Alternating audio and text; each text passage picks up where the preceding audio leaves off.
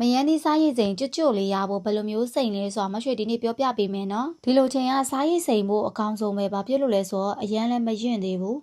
မမှဲ့သေးတဲ့အချိန်ဆိုတော့လေနှုတ်လေပိုကောင်းလေဒါပေမဲ့မရွှေလုံးတဲ့အထဲမှာတော့မှလေအမှဲ့တစ်လုံးနှလုံးပါလာလို့ဖယ်လိုက်ရသေးတယ်အမှဲ့တွေဆိုရင်အိုးစိန်လို့မကောင်းတော့ဘူးပေါ့နော်ကဲပထမဆုံးတော့မရွှေတို့ဒီထက်ချန်ခွဲထားတဲ့မယန်းဒီစိန်လေးတွေကိုစားနဲ့တိတ်ချလေးနေထားပေးလိုက်မယ်စားနဲ့မနေထုတ်လိုက်ရင်အချင်းအရန်စူးတက်တယ်ပေါ့နော်စားတိချာနေထားပြီးရဲ့ဒီမယန်းဒီစိမ်းလေးတွေကိုမရွှေတို့2ရေလောက်တိချာလေးစီးထုတ်ပြီးလိုက်မယ်ဒီစားဓာတ်လေးလည်းထွက်သွားမယ်သူ့မှာပါတဲ့အချင်းစူးစူးတွေလည်းတော်တော်လေးလျော့သွားပြီနော်နောက်တစ်ဆင့်ကတော့ဒီမယန်းဒီလေးတွေကိုကြွကြွရွရွလေးဖြစ်နေစေဖို့မရွှေတို့ထုံးရည်ကြီးလေးစိမ်ပေးရမယ်ပေါ့နော်ထုံးရည်ကြီးကတော့မရွှေတနာရီတိစိမ်ပေးလိုက်တယ်ထုံးရည်ကြီးစိမ်တာနာရီလေးပြည့်ပြီဆိုတော့မရွှေတို့ဒီထုံးလေးတွေဆင်သွားရအောင်ရေလေးတိချာဆေးထုတ်ပေးလိုက်မယ်ပေါ့နော်ထုံးရည်စိမ်လိုက်တော့လေဒီမယန်းဒီစိမ်လေးတွေကလုံးဝမတင်းတင်းလေးတွေဖြစ်သွားတယ်ဒီအနေထားရောက်ပြီဆိုရင်မရွှေတို့ဘူးတို့လို့ရပြီပေါ့နော်စားရည်စားစိမ်တော့မယ်စားရည်စိမ်တဲ့ရေကမရွှေတော့ရိုးရိုးရေပဲသုံးထားတယ်ပေါ့နော်စားကတော့ကိုခက်မှန်ပြီးထည့်လို့ရတယ်ဒီထက်နည်းနည်းပိုထည့်လို့ရတယ်တစ်နှစ်ပတ်လည်လုံးသိမ်းပြီးတော့ကြွကြွရွရွလေးစားချင်တယ်ဆိုလို့ရှိရင်တော့ကြောက်ချင်လေးကိုလက်တစ်စက်လောက်ကြိတ်ပြီးတော့ထည့်စိမ်လို့ရတယ်ပေါ့နော်အခုထည့်လိုက်တာကမရွှေကအချိုစားချင်လို့ပါဝါတကြားလေးကိုလက်ဖက်ရည်သုံးစွန်းစာထည့်လိုက်တာပါ24နာရီတိတိပြည့်သွားတဲ့အချိန်မှာတော့မယန်းကျွတ်အိုးစိမ်လေးစစားလို့ရယူပေါ့နော်မရွှေကချက်ချင်းမစားဖြစ်တော့ရေခဲတစ်တာထဲမှာတညသိမ်းလိုက်တယ်နောက်ရက်မှစပြီးတော့စားတယ်ပေါ့နော်ကဲနောက်ဆုံးတော့မရွှေလှုပ်ထားတဲ့မယန်းဒီကျွတ်အိုးစိမ်လေးရလာပြီပေါ့နော်မပြပေးမယ်ဒါတရက်ပဲစိန်ရတယ်ရနေပြီပေါ့နော်မနေ့တည်းကမရွှေကမနေ့ကမစားဖြစ်တော့ဒီကတစ်တာထဲမှာတညထားရတာအခုမှစားဖြစ်တယ်ပြပေးမယ်နော်ဘယ်လောက်ကျွတ်ရွရွလေးဖြစ်နေလဲဆိုရင်တော့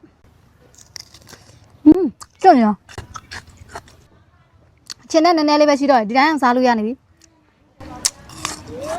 အငန်တစ်ခုခုနဲ့တို့စားမယ်လေ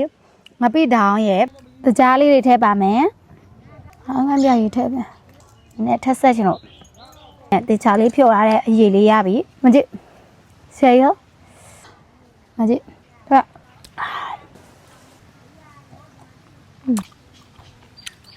ဒီတိုင်းစားလည်းကောင်းတာ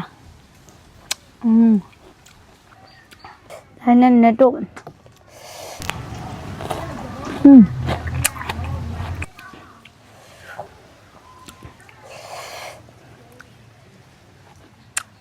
ဒီတိုင်းလေးလည်းကောင်းတယ်ဒါနဲ့စားပြမဲလည်းကောင်းကြတာအိုင်မချို့ပေါ့တို့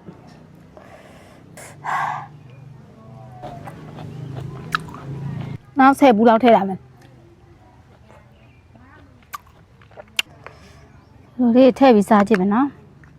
ဝီဒီတဘူးတစ်ခါလေးကုန်သွားမှမသိဆက်ပဲ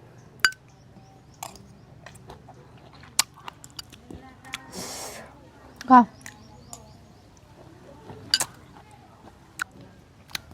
စားကြဆက်တယ်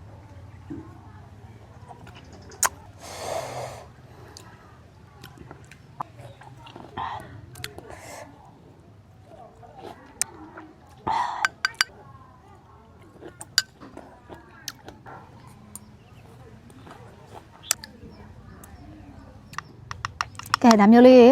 ဝိုးဆိုင်ပြီးစားကြည့်ကြနော်အရန်လွယ်တယ်တကယ်လဲစားလို့ကောင်းတယ်နော်ကဲအရန်ကောင်းတဲ့မယန်းကျွတ်လေးစားနေပါပြီနော်တို့လိုက်မယ်ငပိရည်တွေနဲ့တို့